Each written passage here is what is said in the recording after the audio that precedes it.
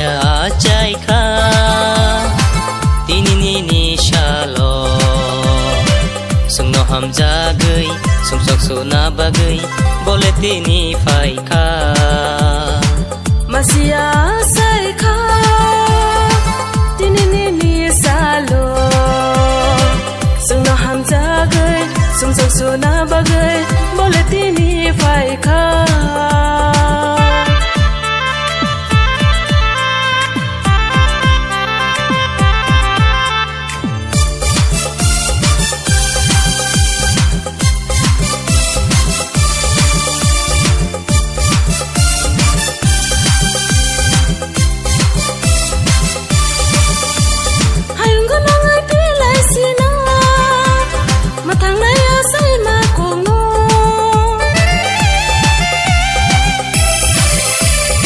Nak sung saro pohor sung saka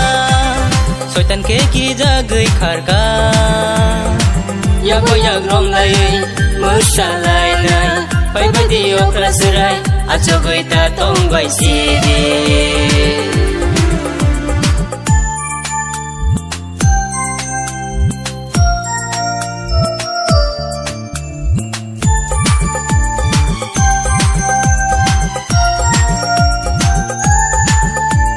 Bebak borok phai bai sidi Jishno chung khulum lai na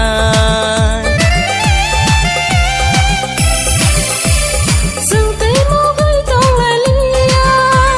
Kap lai sa sai ma baga Chang ko lai Musa lai nai Pai bai di jo to baya Thu hui ta tong bai sidi Masia chai kha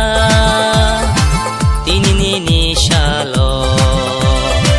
Sung no ham jagai Sung sok so na bagai Bole tini fai kha